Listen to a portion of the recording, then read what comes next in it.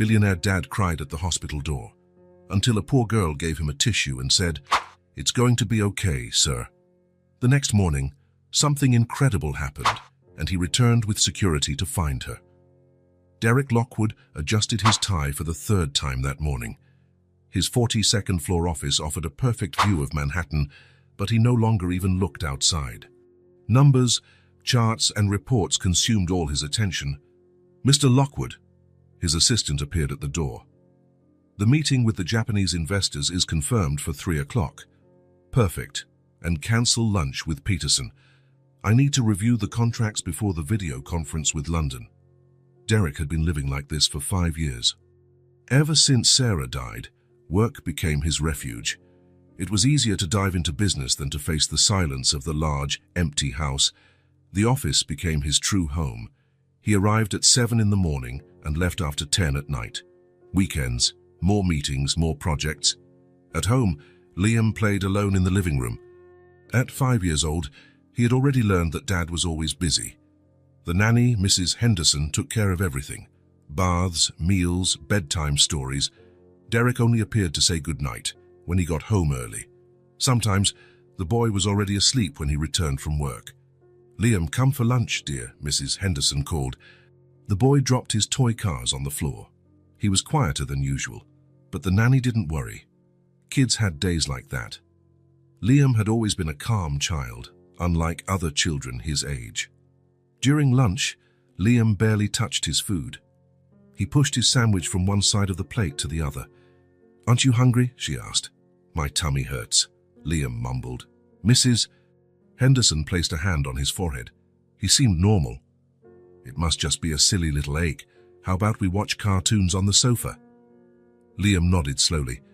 She took him to the living room and turned on the television, but she noticed he wasn't paying attention to the colors and music of the cartoons.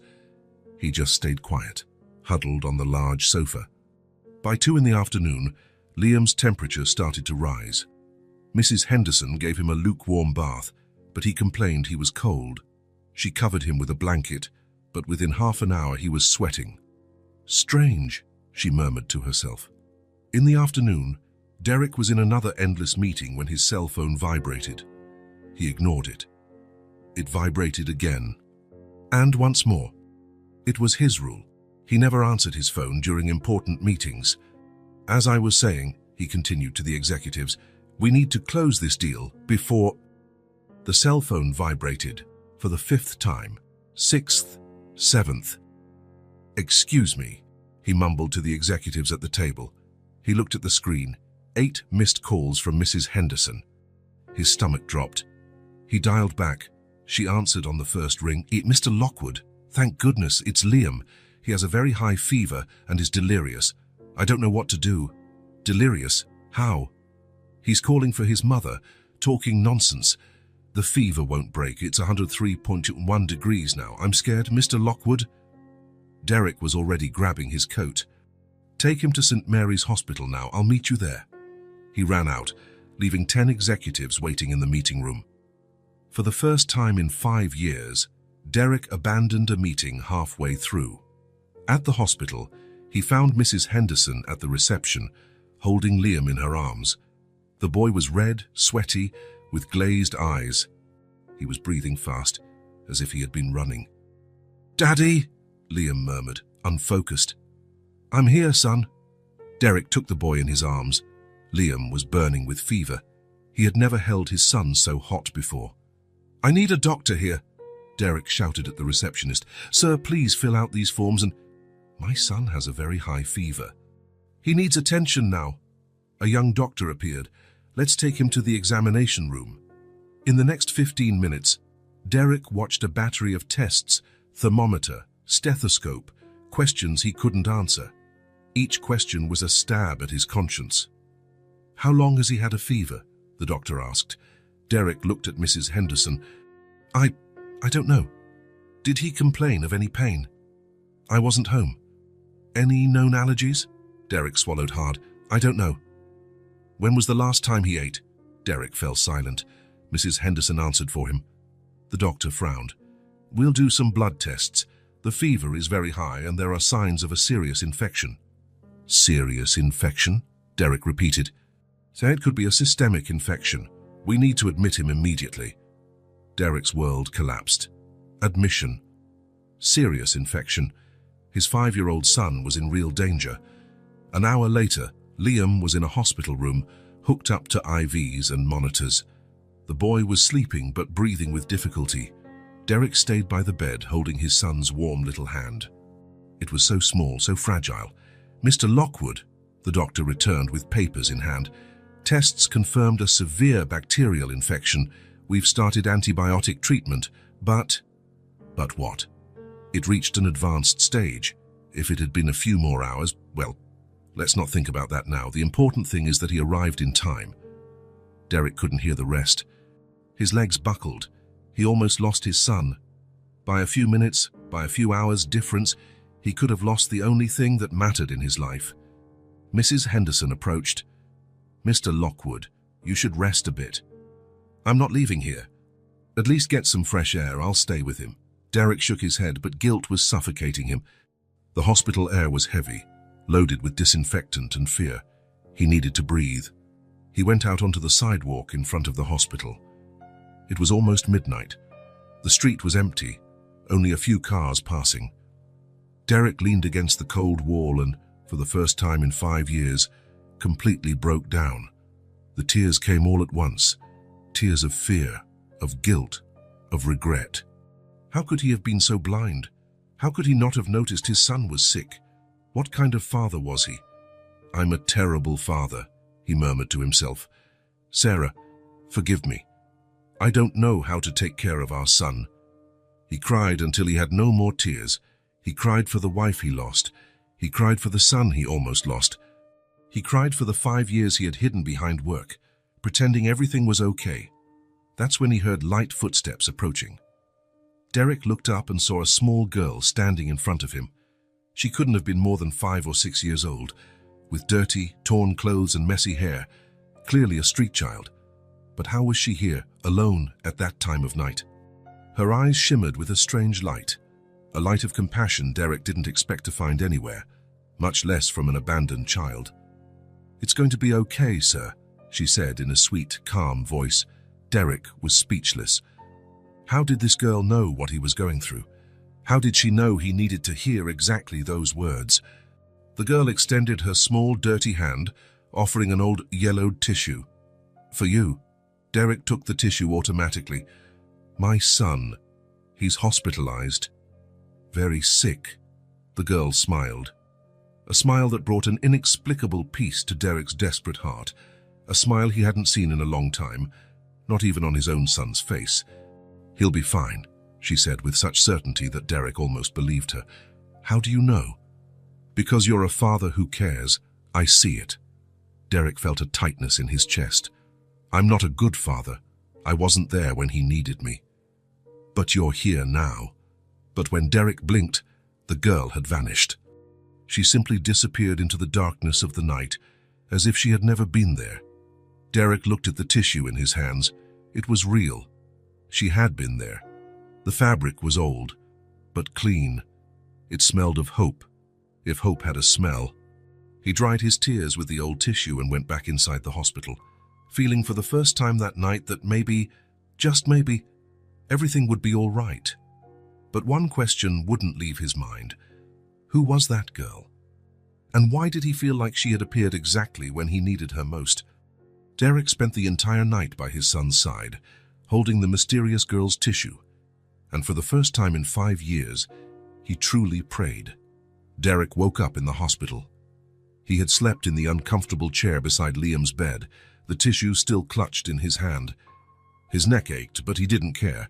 The important thing was to be there when his son woke up. The morning light streamed through the room's window. Derek looked at Liam and something was different. The boy was no longer red. His breathing was calmer, more regular. The heart monitor showed a stable rhythm, very different from the accelerated beeps of the night before. "Daddy!" Liam slowly opened his eyes. "Hi, son." Derek leaned closer. "How are you feeling?" "Better. I'm thirsty." Derek almost cried with relief. It was the first time in almost 20 hours that Liam had spoken clearly. His voice was normal, without the hoarse, confused tone of high fever. "I'll call the nurse," Derek said, pressing the call button. The nurse arrived in seconds. It was the same one who had cared for Liam overnight. "Wow, what a change," she exclaimed, checking the equipment. "His fever completely broke overnight. Look at these numbers," she pointed to the monitor.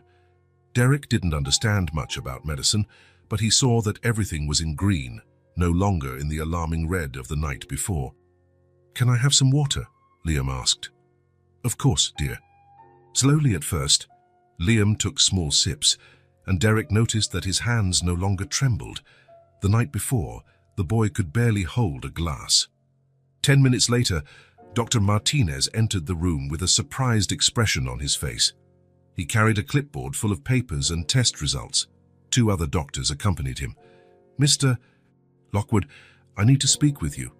He looked at Liam, who was drinking water and even smiling at the nurses. "This is unusual." "What's unusual?" Derek stood up. "Last night, your son had a severe bacterial infection. His levels were very high. The fever wasn't responding to medication. Frankly, I was worried." The doctor ran a hand through his hair. "I called 2 colleagues for a second opinion." Derek felt his stomach clench. "And now?" "Now." The doctor shook his head, as if he couldn't believe what he was seeing. "All the levels have normalized. The infection has practically disappeared. His blood count is perfect. In 20 years of medicine, I've rarely seen such a rapid recovery." "That's good, right?" "It's excellent. Almost miraculous." The doctor looked at the papers again. "Dr. Santos here has been working in pediatrics for 30 years. He's also impressed." Dr. Santos nodded. "Cases like this happen, but they're very rare. The child's body reacted extraordinarily to the treatment, so he can go home." Derek asked hopefully. "Well," Dr. Martinez hesitated, "we'll do a few more tests to be sure, but such a rapid recovery from a serious infection requires caution. We need to keep him under observation for another 24 hours. Derek nodded. It made sense. "Of course, Doctor. Whatever it takes. It's just a precaution," Dr. Santos added, "but from the signs, he'll be going home tomorrow." "Daddy, can I have breakfast?" Liam asked, interrupting Derek's thoughts. "Of course, son." "With pancakes," Derek laughed. It was the first time he had laughed in 2 days. "So let's see what they have here at the hospital. The kitchen can prepare something special for him," the nurse said. "After a night like that, he deserves it." 2 hours later, Liam was eating pancakes in his hospital bed, as if nothing had happened. Derek watched, still incredulous at the change. The night before, he had been prepared for the worst. Now his son was playing with forks and making funny faces. "Mr. Lockwood," Dr. Martinez returned. "All the morning tests confirmed the improvement, but as I said, we'll keep him under observation until tomorrow morning." "Understood. And can I stay with him?" "Of course. In fact, I recommend it. A parent's presence always helps with recovery." Derek fell silent. Miraculous. The word echoed in his head. He looked at the tissue in his hand and remembered the girl. "He'll be fine," she had said with such certainty. "Dad, are you leaving?" Liam asked, seeing Derek fiddle with his phone. "I need to take care of something quick, son, but I'll be right back." "Promise?" "Promise." Derek called Mrs. Henderson and asked her to come stay with Liam for a few hours. He had something important to do. He couldn't stop thinking about the girl. Who was she? How did she appear out of nowhere? And why did he feel deep down that she had something to do with Liam's miraculous recovery? He called his head of security. "Marcus, I need your help with something." "Of course, Mr. Lockwood. What do you need?" "I want to find a girl. She was near St. Mary's Hospital last night, around midnight." "A girl? How old?" 5, 6 years old at most. Homeless, dirty clothes, brown hair, dark eyes, very polite, speaks strangely for her age." "Understood. Do you want me to mobilize the team?" "Yes, and Marcus, it's important." "Very important. How many men? All available. I want to search the entire area around the hospital." An hour later, Derek was in the back seat of his Mercedes, with Marcus driving and 2 additional security guards in another car. He carried a bag full of food, water, children's clothes he had bought on the way, and an envelope with cash. Where do we start, sir?" Marcus asked. "By the hospital. We'll go in circles, getting wider." They spent 2 hours scouring the streets around St. Mary's. They asked homeless people, street vendors, anyone who might have seen a small girl. "Small girl, alone?" asked a woman selling flowers on the corner. "That's too dangerous. Did you see any?" "Not around here, but—" She hesitated. "There are rumors of a little girl who helps people sometimes, appears out of nowhere, does something good, then disappears. People think it's an urban legend." Derek felt a shiver. "What kind of good thing?" "Oh, silly things. They say she comforted a woman who lost her job, helped an old man who fell on the street, things like that. There's a girl who sometimes sleeps around here," said an elderly man selling newspapers 3 blocks away. "Tiny, very polite. Haven't seen her in a few days." "Where does she usually stay?" "On the street behind the bakery. There are some boxes there, but it's strange. She never asks for money or food. She just stays there, quiet." Derek felt his heart race. "Marcus, let's go there." The street was narrow and dirty, trash scattered on the ground, some old cars parked, graffiti-covered walls, broken windows. At the end of the street, behind a closed bakery, was a pile of cardboard boxes. "There," Derek pointed. Marcus stopped the car. "Daddy want me to go with you, sir?" "No. It might scare her. Stay here." Derek got out slowly, with the bag in his hand. He approached the boxes without making a sound, and then he saw a small form huddled inside a large box, messy brown hair, dirty clothes, the same as the night before. It was her. The girl was sleeping deeply, clutching an old, one-armed doll. She looked so small, so fragile. How did a child that size survive alone on the streets? How did she get food? Where did she bathe? Derek knelt by the box. "Girl?" She slowly opened her eyes. When she saw Derek, she smiled. The same calm smile from the night before, as if she had been waiting for him. "Did your little boy get better?" was the first thing she asked. Derek was speechless for a moment. How did she know he would come? How did she know he would look for her? How do you know?" "I know." She sat up in the box, still holding the doll. "Is he okay now?" "He is. The doctors said it was a miracle. He's still at the hospital under observation, but he's fine." The girl nodded, as if she knew it would be so. "That's good. What's your name?" "Maya." "Maya." Derek repeated the name. It was beautiful, delicate. "How old are you?" 5. "I think 5. I'm not sure." Derek looked around. The street was deserted, dangerous. Broken glass on the ground, the smell of trash, the sound of rats scurrying. "Maya, where are your parents?" Her smile vanished for a moment. "Mommy went to heaven. Daddy, I don't remember Daddy." Derek felt a pang in his chest. "How long have you been living here?" "I don't know." "A long time. How do you get food?" "People sometimes give it, and there's an aunt at a diner who gives me old bread. And when it rains, I hide under the awning." Derek imagined that small child, alone, cold and hungry. It was unacceptable. He opened the bag and took out a sandwich, a bottle of water, some fruits, cookies. "I brought you some food." Maya's eyes lit up. "Thank you, sir." She ate slowly, savoring each bite as if it were the best food in the world. Derek noticed she was very thin, thinner than a 5-year-old should be. "Maya, do you want to come with me? I can take you to a safe place, with food, a bath, a real bed. You can even meet my son when he leaves the hospital." Maya stopped eating and looked at him with those deep, dark eyes. "Don't worry about me," she said with a calm that was impressive for a child. "Go take care of your son. He needs it more than I do. But you need care too. You're a child." "I manage just fine." Derek was frustrated. How could a 5-year-old girl be so independent, so resigned? "At least let me take you to a shelter, or to a family that—" "I'll stay right here." Maya resumed eating, ending the conversation. Derek took the envelope with money from the bag. "Then at least take this." Maya looked at the envelope but didn't take it. "Money doesn't solve everything." "But it can help. You can buy food, clothes. People will want to know where it came from. They'll ask questions. Maya shook her head. It's better this way. Derek didn't know what to do. He wanted to help. He wanted to get that child off the streets, but she was so polite and firm in her refusal that he felt lost. Maya, at least promise me one thing. What? If you need help, if you're hungry, cold, scared, you come find me. You can go to the hospital, you can call, you can show up wherever I am. Maya looked at him for a long moment. Okay, promise. I promise.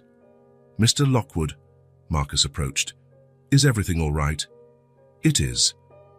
Derek stood up, but continued looking at Maya. Maya, if you change your mind, if you need anything, I know where to find you, she said with a small smile. Derek left all the food with her, as well as a blanket he had brought. He also left a card with his number and address. If you need me, call, or show up at the hospital, or at my house. Thank you. Derek returned to the car with a heavy heart. He looked out the back window and saw Maya waving at him, still sitting in the cardboard box with the doll in her lap. Back to the hospital, sir? Marcus asked. Yes. And Marcus... Yes, sir. I want you to put someone on that girl discreetly, just to make sure she's safe. Of course, sir. And if she leaves there, if she's in danger, if anyone tries to hurt her, you intervene. Understood. Perfectly, sir. And if she changes her mind and wants help, you let me know immediately. Without a doubt. Derek returned to the hospital thinking about the impossible coincidence. A street girl appears out of nowhere at the exact moment he needed her most, offers comfort and a tissue, disappears into the darkness. The next morning, his son has a miraculous recovery, and when he finds her, she immediately asks about Liam as if she knew he was well. They weren't coincidences. Derek didn't believe in coincidences like that. At the hospital, he found Mrs. Henderson with Liam, who was awake and playing with some toys she had brought. Dad, you're back. I'm back, son. As promised. What were you doing? Derek hesitated. How to explain to a 5-year-old about angels disguised as street girls? I was taking care of something important. More important than me? Derek felt his heart clench. Nothing is more important than you, Liam. Nothing. When can I go home? Tomorrow morning, if all goes well. And you'll stay here with me today. I'll stay here with you until you go home. Liam smiled. It was a smile Derek hadn't seen in a long time, a smile of pure happiness. That afternoon, Derek cancelled all meetings. He stayed at the hospital playing with Liam, reading stories, watching cartoons on the small room television. It was strange to be so long without working, but it was also liberating. Dad, Liam said when it was almost bedtime, you're different. How so? More present, more here with me. Derek felt a lump in his throat. It's because I almost lost you, son. And that made me realize what truly matters. And what matters? You, Liam, you are what matters most in my life. That night, Derek slept in the hospital chair again, but this time it wasn't out of despair, it was by choice. He wanted to be there when Liam woke up. He wanted to be the first face his son saw. He thought of Maya, alone in that box but with a wisdom and calm he had never seen. Who was she really? Why did she appear exactly when he needed her most? And why did he feel that their lives were connected in a way he still didn't understand? One thing he knew. Maya had saved more than Liam's life the night before. She had saved his soul too. And somehow, he was going to repay her. He was going to find a way to help that extraordinary girl, because angels exist.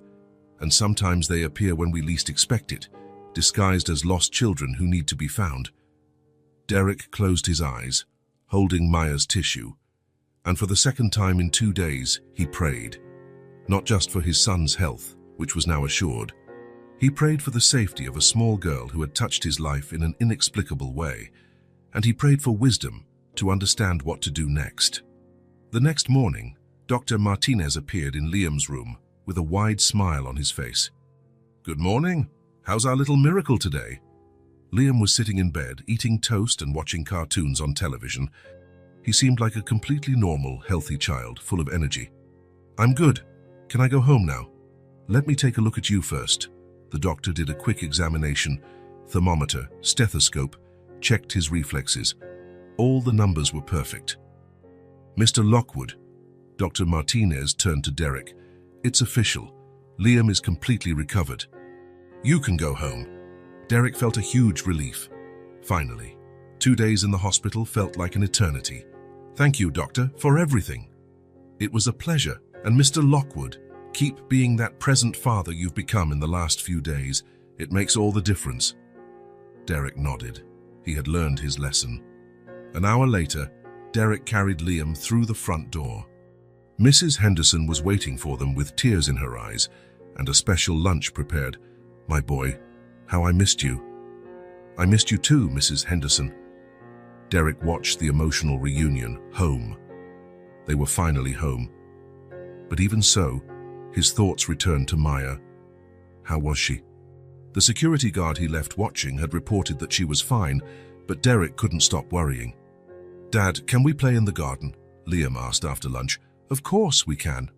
They spent the entire afternoon playing. Derek taught Liam how to play ball. They built a sandcastle at the playground.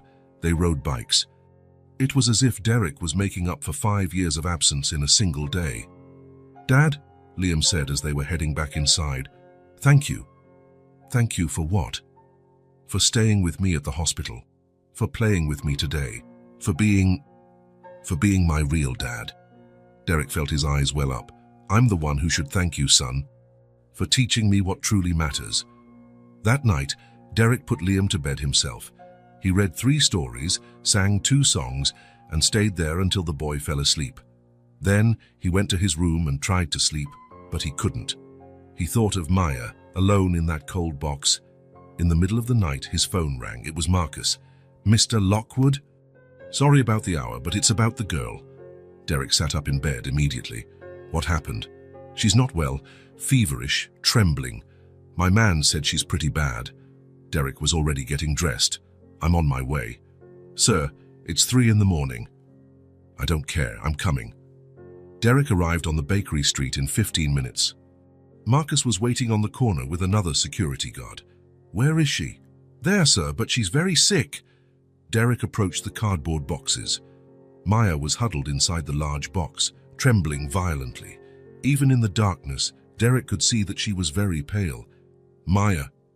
She opened her eyes with difficulty. Sir, you came... Derek placed his hand on her forehead. She was burning with fever, just as Liam had been 2 days earlier. Maya, you're very sick. I'm very cold. Derek didn't hesitate. He knelt down and picked Maya up. She was even lighter than he imagined, like a rag doll. You're coming with me. I'm not leaving you here. But, sir, no buts. You're coming with me now. Maya didn't have the strength to protest. She snuggled into Derek's chest, trembling with fever. He carried her to the car, wrapped her in his coat. To the hospital, Marcus. Which hospital, sir? St. Mary's. Fast. During the ride, Derek held Maya in his lap. She was as hot as Liam had been. The difference was that Liam had a father, a home, immediate medical care. Maya had no one. Until now. It's going to be okay, Derek murmured to her. I'm here. At the hospital, Derek rushed in with Maya in his arms. I need help. This girl has a very high fever. A nurse came running. It was the same one who had cared for Liam. Mr. Lockwood. Who is this girl? A family friend. She's very sick. Quickly, Maya was taken to a room. Derek filled out papers, invented information he didn't have, said he was temporarily responsible for her. Dr. Martinez appeared half an hour later, surprised to see Derek again. Mr. Lockwood, what are you doing here? Is Liam all right? Liam's great. It's this girl, Maya. She has a high fever, just like Liam did. The doctor examined Maya quickly. She was semi-conscious, mumbling nonsense. We'll do some tests, but it seems to be a bad flu. Quite different from the infection your son had. But she'll be okay? I think so. We'll medicate her and observe. She's malnourished, which doesn't help, but it doesn't seem serious. Derek sighed in relief. Thank you, doctor. Mr. Lockwood, this girl, does she have family? Derek hesitated. No, she's under my temporary guardianship. The doctor nodded, asking no further questions. In the next few hours, Derek stayed by Maya's bed. He watched the medication take effect, the fever gradually drop. She slept deeply, finally at peace. In the morning, Maya slowly woke up. She looked around, confused. Where am I? At the hospital. You were very sick. Maya tried to sit up. I need to go. Calm down. You're still weak. A nurse brought her breakfast. Maya looked at the food as if it were treasure. Can I eat? Of course you can. Eat slowly. Derek watched Maya eat. She savored each bite, each sip of juice. She ate slowly, like someone who wasn't sure when her next meal would be. How are you feeling? Derek asked. Better. Thank you for bringing me here. You don't need to thank me. Maya ate in silence. She spoke little, only what was necessary. Derek noticed that she was used to not drawing attention, to occupying the smallest possible space. Maya, do you remember what happened last night? She shook her head. I just remember being very cold. And that you appeared. You had a high fever, just like my son did a few days ago. Maya nodded. Is he okay now? He is. Great. Thanks to you. I didn't do anything. Derek observed her. Even sick, even fragile, Maya had a dignity, a calm he had never seen in a child. It was as if she were old inside, too wise for her age. Dr. Martinez returned at lunchtime. How's our patient doing? Better, Derek replied. Great. The tests confirmed it. It's just a flu. With a few days of rest and proper nutrition, she'll be fine. A few days? 2, 3 days at most. But Mr. Lockwood... The doctor lowered his voice. This girl is severely malnourished. It's not just the flu, she needs regular care. Derek nodded. He had already thought of that. After the doctor left, Derek pulled a chair close to Maya's bed. Maya, I need to ask you something. What? Do you want to stay with me? At my house, with my son and me. Maya stopped eating. Why? Because I think we met for a reason.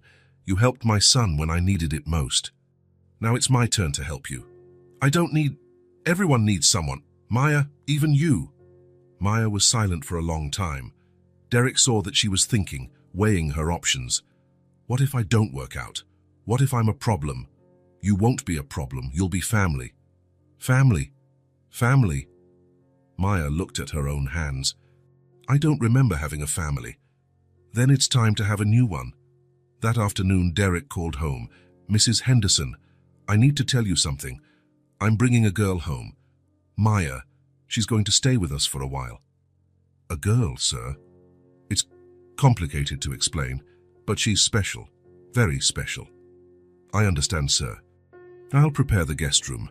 Thank you, Mrs. Henderson. Derek spent the day at the hospital with Maya. They talked little. She was still very reserved, but he felt that something was changing. Maya was starting to trust him. At night, when Maya was sleeping, Derek reflected on everything that had happened in the last few days. A week ago, he was an empty man, addicted to work, absent from his own son's life. Now he had found a purpose that went beyond business. He had found 2 children who needed him, one who was his son by blood, the other who might be his daughter by choice. Maya stirred in bed, mumbling something in her sleep. Derek approached. It's okay, he murmured. I'm here. No one will hurt you. Maya calmed down, as if she knew she was safe. Derek smiled.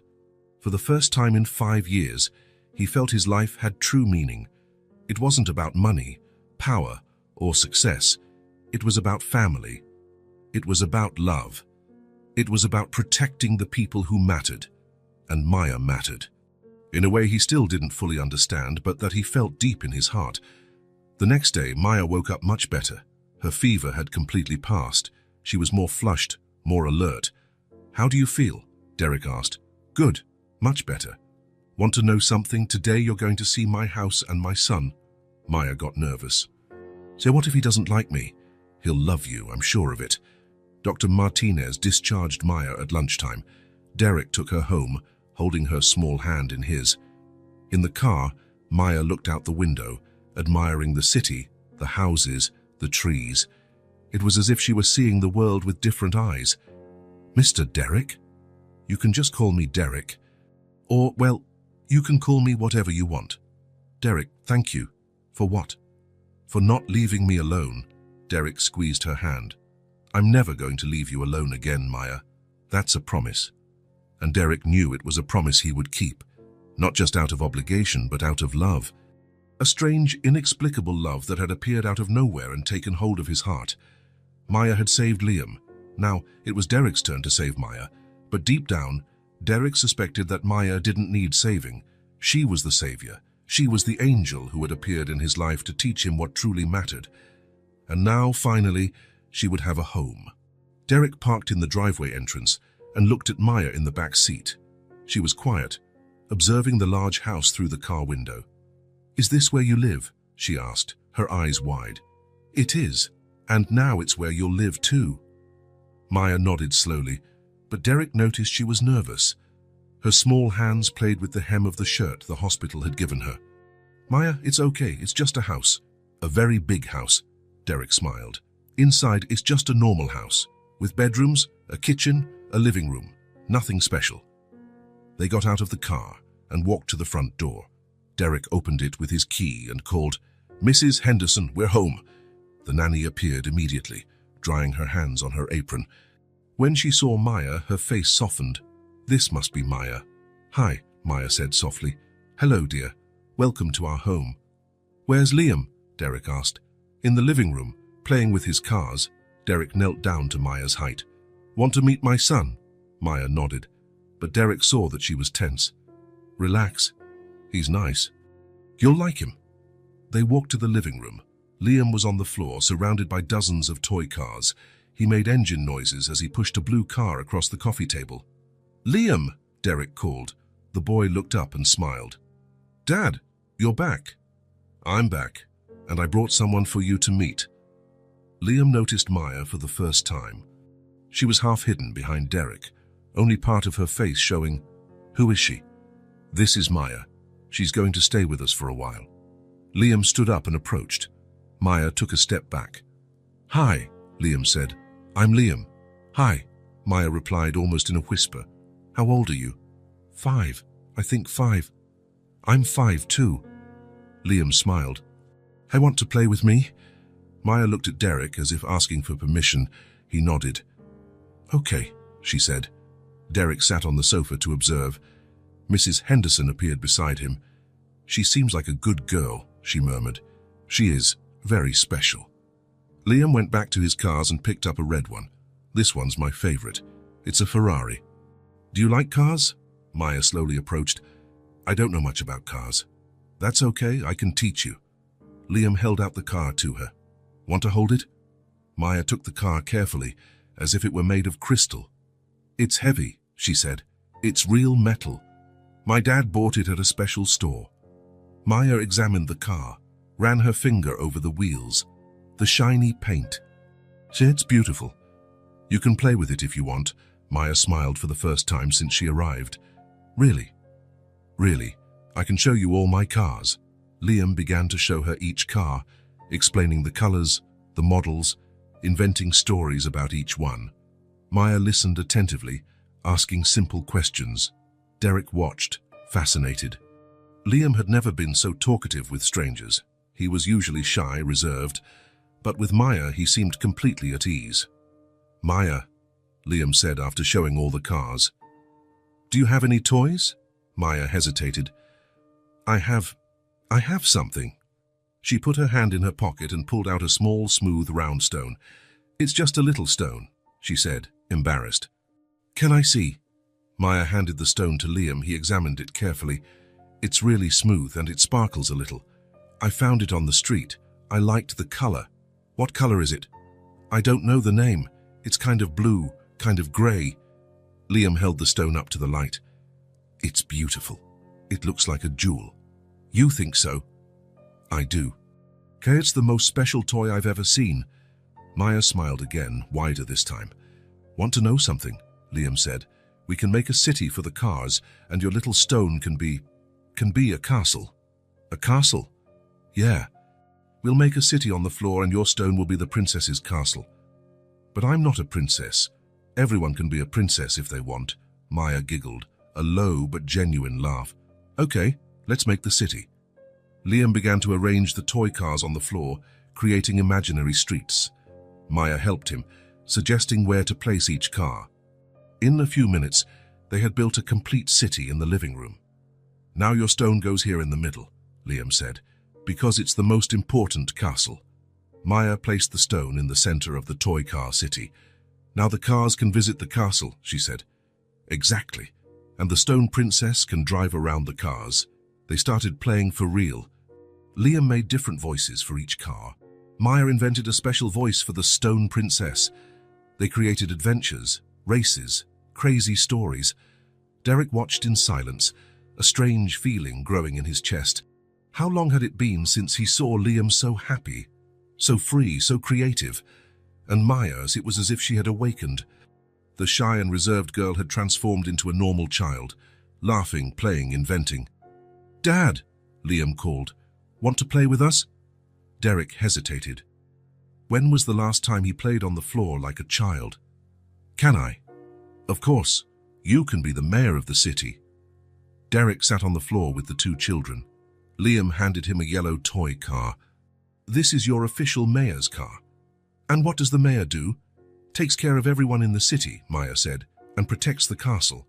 "Oh, I see. That's a big responsibility." "You can do it," Liam said seriously. "You're good at taking care of people." Derek felt his heart clench. "Am I?" "You are. You took care of me at the hospital. And you brought Maya here. Mayors do that." Derek looked at Maya. She was smiling, playing with the little stone, completely relaxed. They played for an hour. Derek was surprised at how much fun he was having. "Maya," Liam said during a break in their play, "are you going to stay here forever?" Maya looked at Derek. I don't know. "I hope so," Liam said. "It's nice to have someone my age to play with." "Don't you play with other kids?" Maya asked. Liam shook his head. "I don't have many friends at school, and here at home, it's just adults." "That must be boring." "It was. But now you're here," Maya smiled. "I like playing with you." "I like playing with you too." Derek watched the conversation with a heavy heart. Liam was right. He was lonely. Even with all the wealth, all the toys, the boy was lonely. Maya had changed that in an hour. "Everyone," Mrs. Henderson appeared at the door. "Lunch is ready." "Already," Liam complained, "but we were playing." "You can continue after lunch," Derek said. "Promise?" Maya asked. "Promise." During lunch, Liam didn't stop talking. He told Maya about school, about his favorite cartoons, about the books he liked. Maya listened attentively, asking questions, laughing at his jokes. Derek ate in silence, observing the interaction between the two children. It was as if they had been siblings for years, not two children who had met an hour earlier. "Maya," Liam said in the middle of lunch, "do you want to see my room?" "Can I?" "Of course, I have a collection of rocks I found in the garden. You might like them." "You collect rocks." "A little, but yours are much better than mine." After lunch, the children went upstairs to see Liam's room. Derek stayed in the kitchen with Mrs. Henderson. "How are you feeling, Mr. Lockwood?" she asked. "Strange." "Good, but strange." "Why?" "I don't know if I'm doing the right thing. Bringing Maya here, offering a life she never had. What if it doesn't work out? What if it does?" Derek looked up at the ceiling, where he could hear the children's laughter. Liam has never laughed as much as he has today. And Miss Maya seems to be flourishing. "She's special, Mrs. Henderson. In a way I can't explain. Special children come into our lives for a reason." "What reason?" "To teach us things we didn't know we needed to learn." Derek nodded. Mrs. Henderson was right. Upstairs, the laughter continued. Derek slowly went up and found the two children on the floor of Liam's room, surrounded by rocks of all shapes and sizes. "Dad!" "Look," Liam exclaimed. "Maya knows a lot about rocks." "She does. This one," Maya held up a brown stone, "is good for making fire, and this one, She picked up a white stone. Gets really smooth if you rub it on the wall. How do you know that? Derek asked. Maya shrugged. I learned on the streets. Derek felt a pang of sadness. A 5-year-old shouldn't know these things. But now, Liam said cheerfully, you don't need to know about making fire or rubbing stones anymore. Now you can just play with them. Maya smiled. Yeah, now I can just play. Derek sat on Liam's bed, watching the two children. A new feeling was growing inside him. It wasn't just the desire to protect Maya or the happiness of seeing Liam so content. It was something bigger, something he hadn't felt in a long time. It was the feeling of family, of completeness. As if a piece he didn't even know was missing had finally fallen into place. Maya and Liam continued playing until late afternoon. When it was time for dinner, they came downstairs together, holding hands as if they were real siblings. And maybe, Derek thought, they really were. Not by blood, but by choice, by love, by destiny. Maya had entered their lives like an angel in disguise, and now she was becoming family. Maya had been living in the house for a week now. With each passing day, she became more comfortable, more relaxed. She played with Liam in the morning, helped Mrs. Henderson in the kitchen in the afternoon, and always had dinner with Derek and Liam in the evening. But Derek noticed that Maya still held secrets. Sometimes, she would grow quiet, staring into space as if remembering something distant. When he asked if she was okay, she always smiled and said yes. That night, after dinner, Derek was reading a story to the two children in Liam's room. It was a book about a rabbit who had lost his family and found a new home. And the little rabbit lived happily ever after with his new family. Derek finished the story. Didn't the little rabbit miss his old family? Maya asked softly. Derek looked at her. It was the first time Maya had asked such a question. I think he did. But he learned that he can love his new family without forgetting the old one. Maya nodded slowly. Liam was already almost asleep, clutching his red toy car. Liam, Derek whispered. Time for bed. He tucked the boy into bed, gave him a good-night kiss, and turned off the light. Maya, shall we go to your room? Can I stay a little longer here with you? Of course, you can. They went to the living room. Derek sat on the sofa, and Maya settled beside him, so small on the large couch. Derek? Yes? Do you want to know about my mommy? Derek felt his heart race. Maya had never talked about her mother since she arrived. Only if you want to tell me. Maya was silent for a moment, playing with the small stone she always carried in her pocket. Mommy was very pretty. She had hair like mine, but longer. And she always smelled like flowers. Derek listened without saying anything. She sang to me every night, songs she made up. They were never the same. That must have been nice. It was. We lived in a tiny apartment. Only one bedroom, a small kitchen, but it was cozy. Maya stopped talking.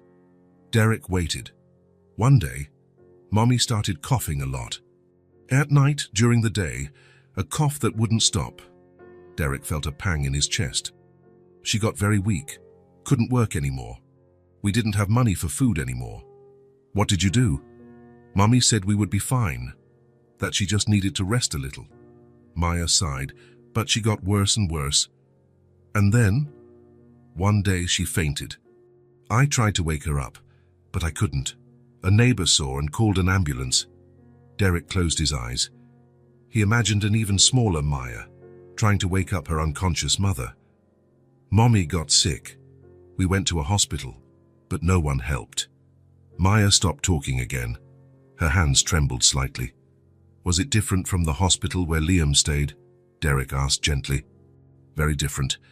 It was a big hospital, full of people, but no one looked at us. What do you mean? We waited a long time. Mommy was getting worse and worse, but people passed us by as if we weren't there. Derek felt anger rising in his chest. How could a hospital ignore a child and a sick mother? Mommy tried to ask for help, Maya continued. But people were always busy. They said they would call someone, but no one came. How long did you wait? A long time. Hours. Mommy was in a lot of pain, but no one gave her medicine. Derek clenched his hands. It was getting hard to listen. but he knew Maya needed to tell. Then Mommy sat in a chair in the hallway. She said she would just rest for a bit. Maya stopped talking completely. Derek saw tears in her eyes. What happened, Maya? She fell asleep sitting up, and she never woke up again. The words came out as a whisper. Derek felt as if someone had punched him in the stomach. Right there, in the hospital. Maya nodded. I kept shaking her, trying to wake her up. I kept saying, Mommy, wake up, but she wouldn't open her eyes. Derek couldn't stay seated anymore. He stood up and walked to the window, trying to control his emotions. It was then that people saw us, Maya said, when it was too late. And you? What did they do with you? They took Mommy away. They tried to take me too, but I ran away. I was scared. I didn't know anyone, so I ran and hid. Derek turned to Maya. She was huddled on the sofa, looking even smaller than she already was. How old were you? 3. I think 3. 3 years old. Maya had been alone on the street since she was 3 years old. Maya, Derek sat down beside her again. None of what happened was your fault. I know. Mommy always said that bad things sometimes happen, but it's nobody's fault. Your mother was right, and she loved you very much. I know that too. Derek looked at Maya. Even after telling such a sad story, she had a peace, an acceptance that he couldn't understand. Sammy, Maya, why did you tell me this? Because you asked about the little rabbit's family, and I thought you should know about mine. Thank you for trusting me. You're not going to send me away, are you? Derek knelt in front of Maya, holding her small hands. Maya, listen to me closely. I will never, ever send you away. Do you understand? I understand. And do you know why? Why? Because you're not invisible. Not to me, not to Liam, not to Mrs. Henderson. You are seen. You are important. You are loved. Maya smiled through her tears. Really? Really? And I'm going to do everything so you never feel invisible again. Derek hugged Maya. She snuggled into his chest, finally relaxing completely. In that moment, Derek made a silent decision. Maya would never be invisible again. Never again would she be ignored. Never again would she wait for help that didn't come. He was going to give her everything her mother would have wanted her to have. Love, care, attention, a family. Maya had told her most painful story, and Derek had listened to every word, every pause, every tear. Now he knew what he had to do. Maya would be his daughter, not by accident, not out of pity, but out of love, by choice. And she would never again be the invisible girl in the hospital hallway. She would be Maya Lockwood, daughter, sister, family, forever. The next morning, Derek woke up with a different feeling. For the first time in years, he wasn't anxious to get to the office. He wasn't thinking about meetings, contracts, or numbers. He was thinking about pancakes. He went down to the kitchen before Mrs. Henderson woke up. He opened the refrigerator, got eggs, milk, flour. It had been a while since he cooked, but some things you don't forget. Dad? Liam appeared in the kitchen in his pajamas, rubbing his eyes. What are you doing? Making breakfast. Surprise. You can cook? Derek laughed. I can. Your mum taught me how to make pancakes. Liam smiled. Derek rarely talked about Sarah, but when he did, it was always with affection. Can I help? Of course, and you can. Maya appeared a few minutes later, also in her pajamas, carrying her little stone. What smells good? She said. We're making pancakes, Liam explained proudly. I'm helping. Can I help too? Everyone can help, Derek said. Come here. The two children approached the stove. Derek showed them how to stir the batter, how to know the right time to flip the pancake. Careful, it's hot, he warned, when Liam wanted to touch the pan. It's bubbling, Maya observed. That's how you know it's cooking. Mrs. Henderson came downstairs and found the three in the kitchen, covered in flour, laughing. Mr. Lockwood. What a pleasant surprise. Good morning, Mrs. Henderson. We're making breakfast. I can see that, she said, smiling. And it looks like you're having fun. Derek looked around. The kitchen was a mess. Flour on the floor, batter splatters on the counter. But Liam and Maya were radiant. We are. They ate pancakes at the kitchen table. Derek couldn't remember the last time he had breakfast at home so calmly. Dad, Liam said, chewing. "Aren't you going to work today?" "I am. Later." "Later when?" Derek looked at his watch. Normally, he would have been at the office 2 hours ago. "After lunch." "Really?" Liam's eyes widened. "Really? And what are we going to do this morning?" Derek thought. "And what do you two want to do?" "Can I choose?" Maya asked shyly. "Of course." "I want to play in the garden. I've never played in a real garden." "Then let's play in the garden." After breakfast, the three of them went out to the garden. Derek showed Maya the flowers, the fruit trees, the playground he had built for Liam. "It's very big," Maya said, admiring it. "And there's lots of space to play," Liam added. Derek watched the children run across the grass. Maya was discovering simple things, what it was like to walk barefoot on the grass, how soft the flower petals were, how nice it felt to feel the wind on her face. "Dad," Liam called, "come play tag with us." "Tag?" "Yeah, haven't you ever played?" Derek laughed. "It's been a long time. Then it's time to play again." Derek ran after the children in the garden. How long had it been since he ran like this, without hurry, without destination, just for fun? "Got you," he said, reaching Maya. She shrieked with delight. "Now I'm it." They played for an hour. Derek felt like a child again. After lunch, Derek called his assistant. "Jennifer, cancel all afternoon meetings." "All of them, sir. But you have the investor meeting at 3. Cancel it. Reschedule for tomorrow. And the video conference with London. Tomorrow as well. Mr. Lockwood, may I ask if everything is all right?" Derek looked out the window. Maya and Liam were building something with dry branches. "Everything is great, Jennifer. Better than it has been in years." He hung up and went back to the garden. "What are you two making?" "Building a house," Liam explained. "A house? For the birds," Maya said. "But it's not turning out very good." Derek examined the construction. It was basically a pile of stacked branches. "How about we build a house for you two?" "For us?" "A fort. Here in the garden." "A real fort?" Liam asked excitedly. "A real one." Derek went to get sheets, ropes, clothespins. He had never built a fort, but how hard could it be? Very hard, he discovered. The first attempt collapsed. The second one too. On the third, Maya had an idea. "So I asked, what if we use the garden chairs to hold it up?" Derek looked at her, impressed. "Maya, you're a genius. With the chairs as support, they managed to build a decent fort. Inside, they put cushions and more sheets." "It's perfect," Liam said, admiring it. "Can I go inside?" Maya asked. "It's yours too," Derek said. The children went inside the fort. Derek heard whispers, muffled giggles, quiet conversations. "Dad," Liam called, "can you fit in here?" Derek tried to get into the fort.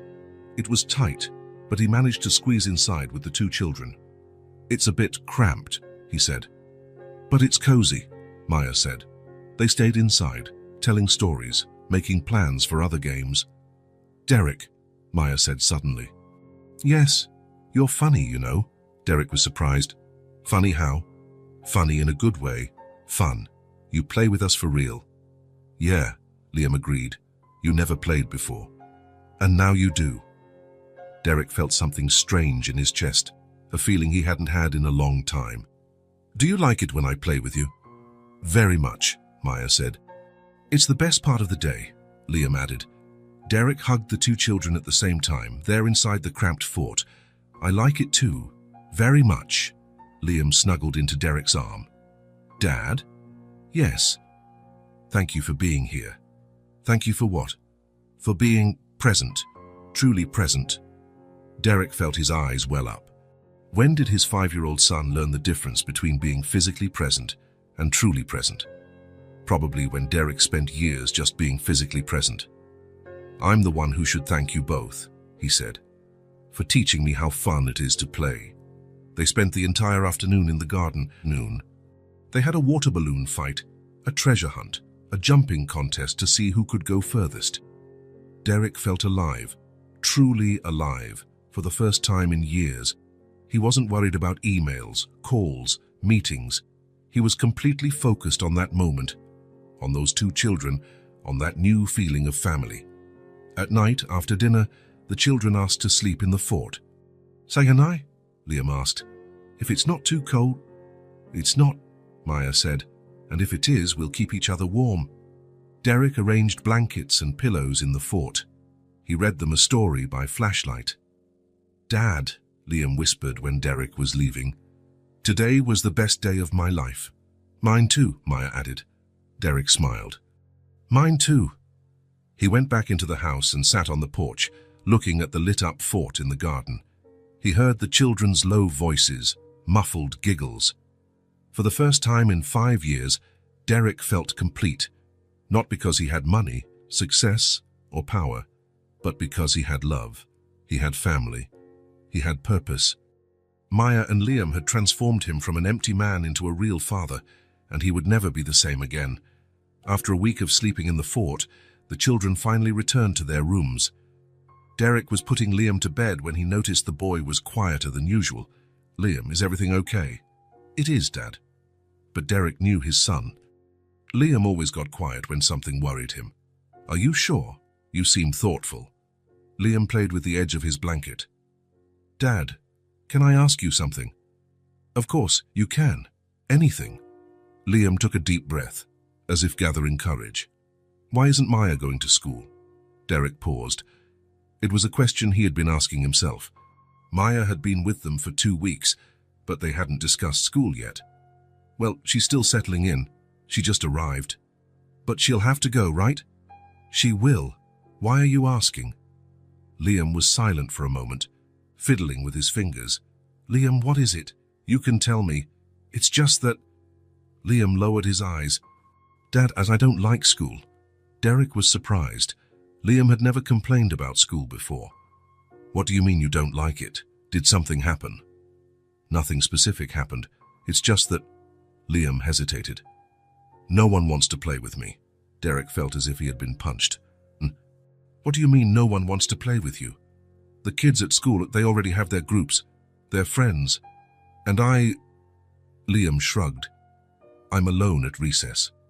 Liam, why didn't you ever tell me this before? Because you were always busy. And I thought it was normal. Derek felt a pang of guilt. How had he not noticed his son was suffering at school? Son, I'm sorry. I should have paid more attention. It's not your fault, Dad. It's hard to make friends when you're different. Different how? I don't know. The other kids, they talk about things I don't know. Places they've been, things they did with their parents. And Liam paused. I never had much to tell. Derek felt his heart clench. How many adventures, how many special moments had Liam missed because he was always working? And now you have things to tell. Liam smiled a little. Yeah, now I do. The pancakes, the fort, playing in the garden. And what else? Maya. Derek settled back on the bed. What about Maya? She's... Liam searched for the right words. She's special, Dad. She plays with me for real. Not because she has to, but because she wants to. And that's different. At school, when someone plays with me, it's because the teacher told them to. Like, let's include Liam. But with Maya... Liam smiled. With Maya, it's natural. Derek listened in silence, learning things about his son he had never realized. You know what's coolest about Maya? Liam continued. What? She listens to me, really listens. When I tell a story, she pays attention. She asks questions. She laughs when it's funny. And that doesn't happen at school? Liam shook his head. At school, I talk and the kids look away. Or they interrupt to talk about something else. Derek was beginning to understand why Liam had connected so quickly with Maya. Both knew what it was like to be ignored. Liam, do you like Maya? Very much. The answer came immediately. She's my friend.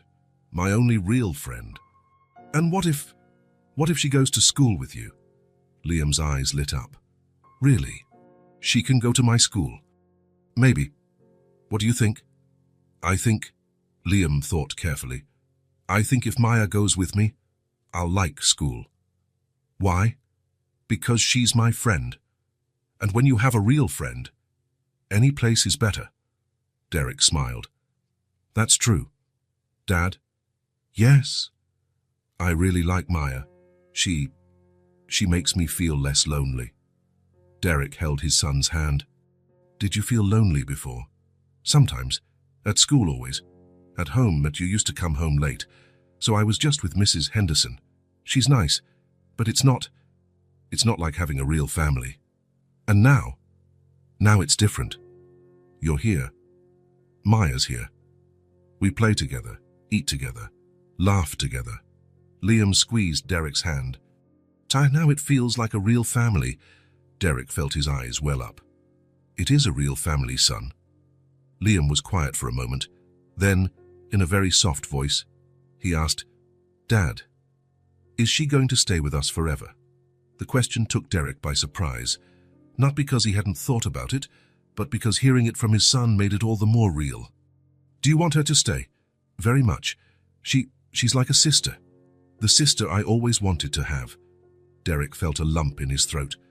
And what if I told you I'm thinking about making it official? Official how? Like adopting Maya, making her our family for real, on paper too. Liam sat up in bed, excited. Really? She can become my real sister, if she wants to, and if all the paperwork goes through.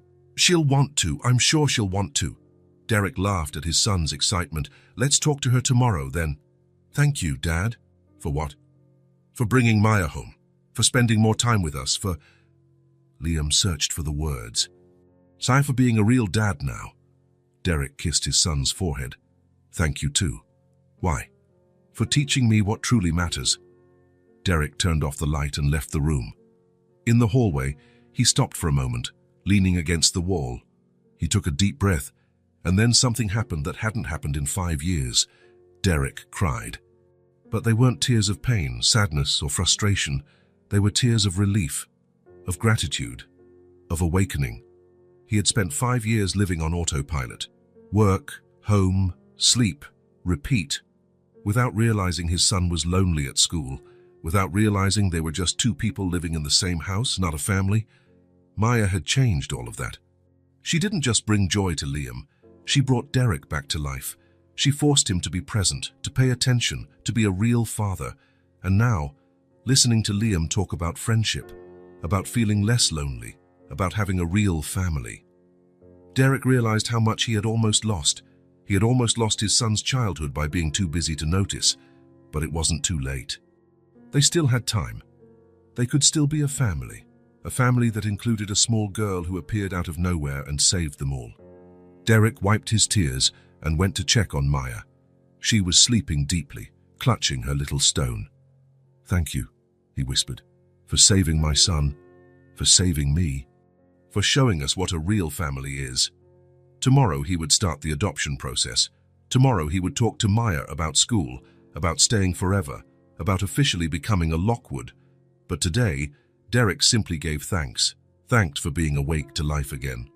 For having found finally what truly mattered. And for knowing that, from now on, he would never again be just a rich man with a big empty house. He would be a father. A real father. Forever. Derek woke up with a clear purpose in his mind. Today was the day. He couldn't wait any longer. The conversation with Liam the night before had made everything crystal clear. Maya needed to officially become part of the family. After breakfast, when the children were playing in the garden, Derek called his lawyer. Robert, it's Derek Lockwood. I need your urgent help with something. Of course, Derek. What do you need? I want to adopt a child. There was a pause on the other end of the line. Adopt? Derek, well, it's a complex process. It takes months, sometimes years. How long exactly? It depends on several factors. The child's situation, documentation, social evaluations. Why the rush? Derek looked out the window. Maya was teaching Liam how to make flower crowns. Because she's already my daughter, Robert. I just need the paperwork to confirm what my heart already knows. Robert sighed. I understand. Let's schedule a meeting today, if possible. Thank you. Derek hung up and called Mrs. Henderson. Can you stay with the children today? I have some important matters to attend to. Of course, Mr. Lockwood. They'll be fine with me. Derek said goodbye to the children and left. First, he went to Robert's office, then to the courthouse, then to several public agencies. He filled out forms, provided documents, answered endless questions. "Mr. Lockwood," said the social worker who attended him, "do you understand that there needs to be an adjustment period? The child needs to have been living with you for at least 6 months. She's been living with me for a month. A month is very little. For the paperwork, maybe, but for real life," Derek paused, "she saved my son, and she saved me too. 1 month was enough for me to know she's my daughter." The woman looked at Derek with curiosity. "Tell me more about this girl." Derek told her everything. The encounter at the hospital, Maya on the streets, her illness, how she connected with Liam, how she transformed the family.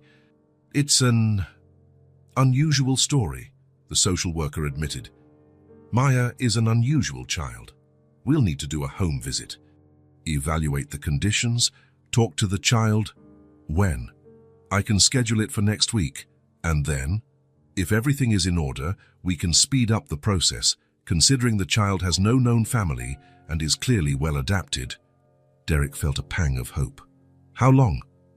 "Maybe 2 months. 3 at most."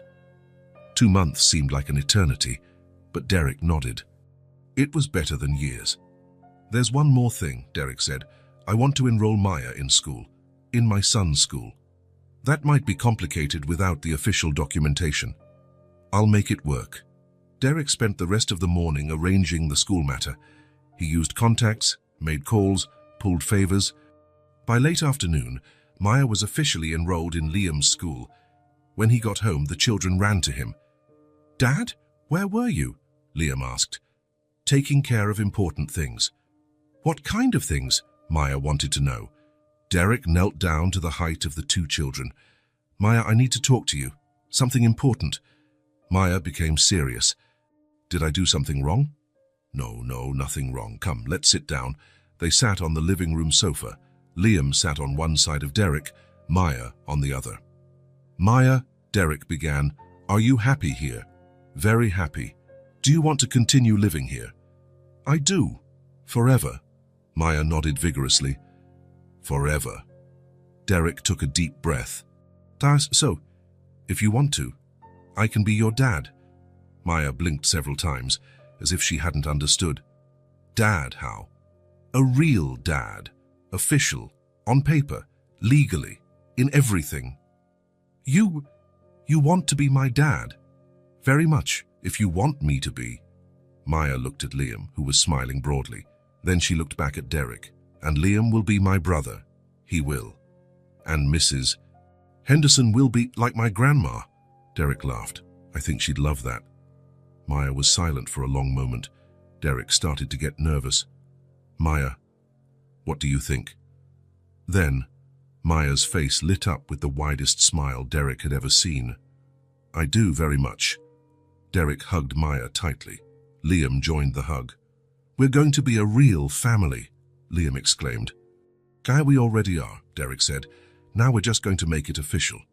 "What does that mean?" Maya asked. "It means you'll have a new last name. Maya Lockwood." "Maya Lockwood," she repeated slowly. "I like it."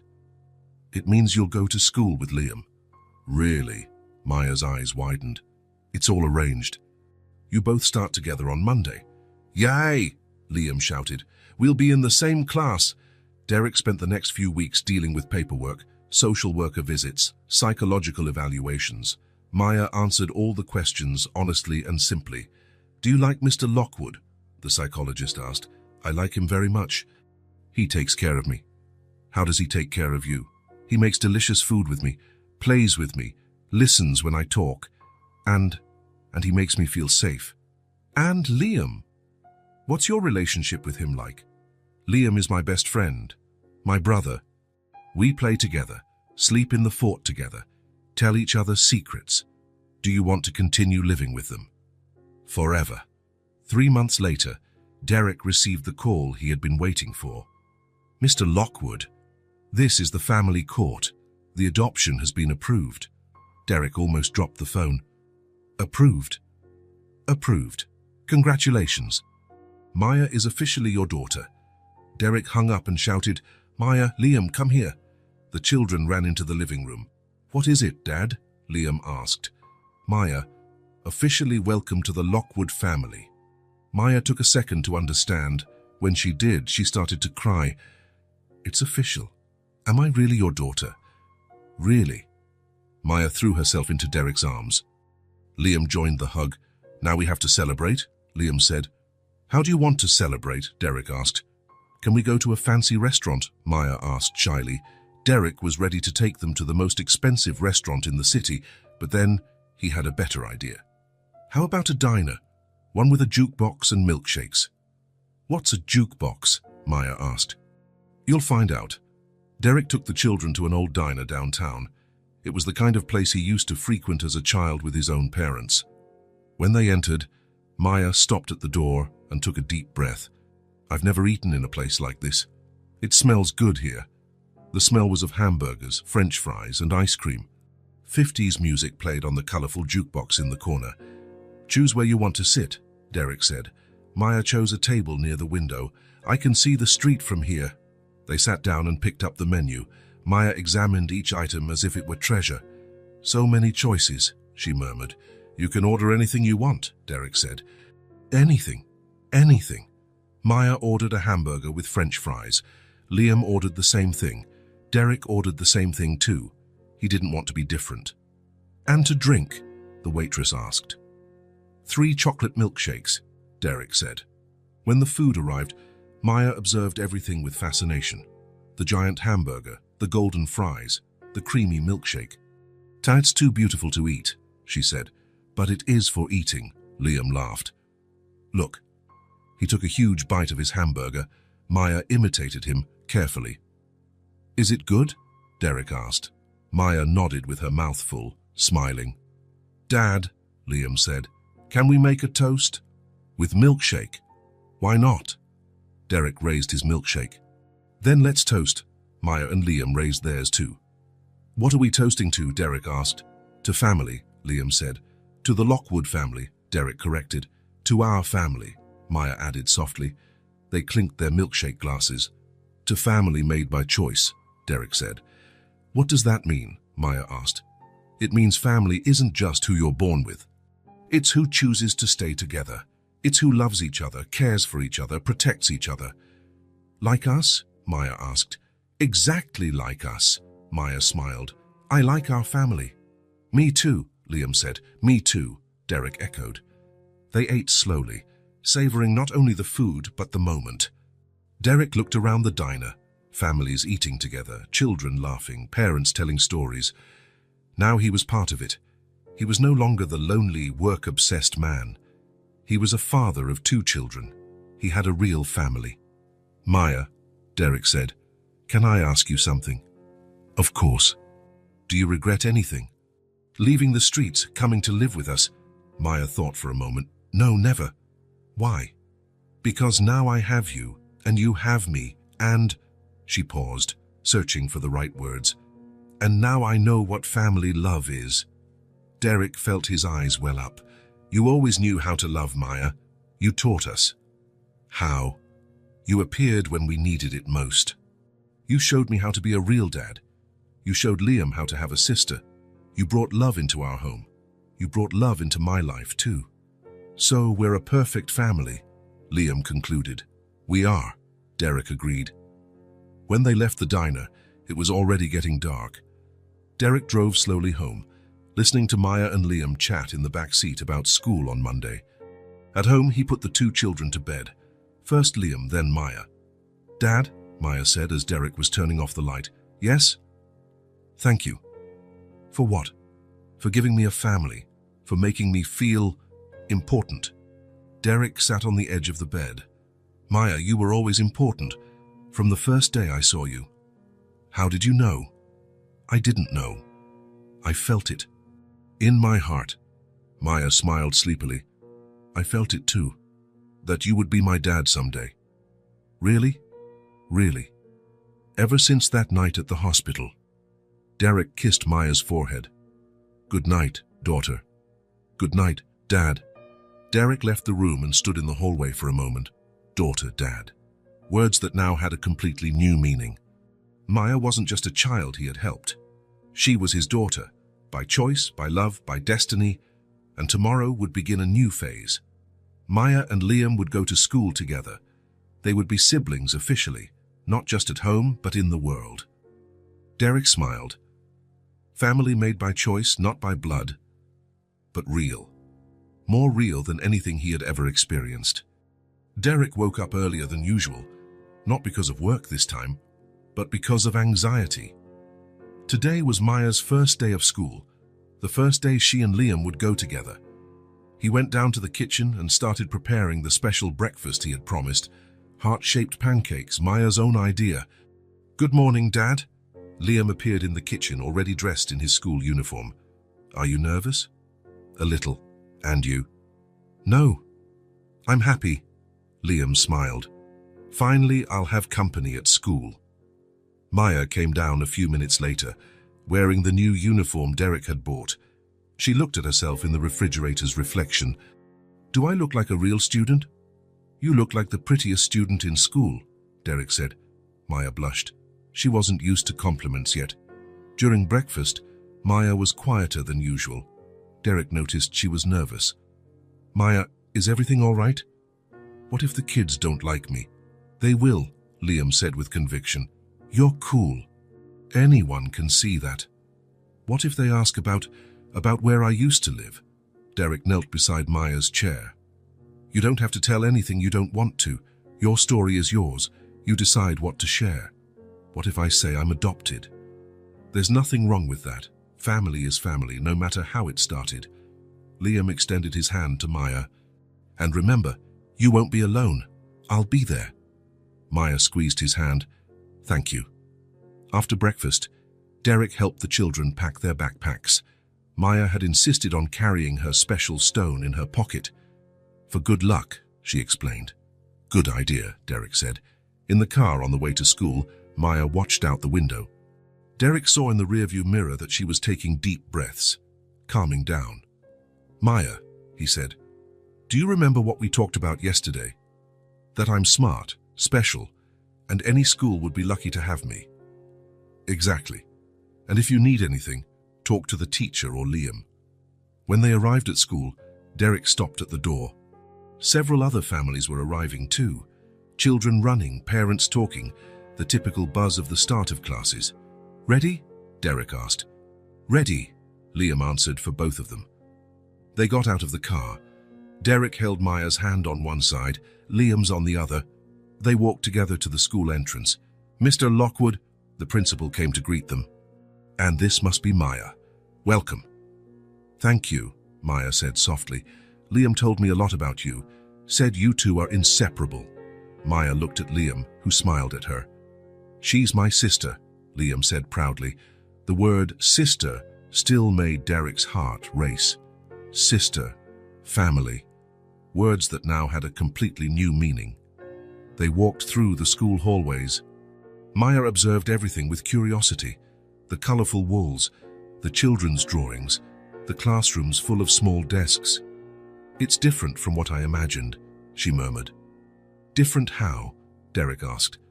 "More cheerful, more colorful." In the classroom, the teacher welcomed Maya with a warm smile. "Maya, so good to meet you. I'm Mrs. Martinez. I've prepared a special place for you." The desk was next to Liam's. Maya smiled for the first time since they arrived. "Can I sit next to Liam?" "Of course. You two will make a great pair." Derek said goodbye to the children at the classroom door. He kissed each of their foreheads. "Have fun, we'll see you at pickup."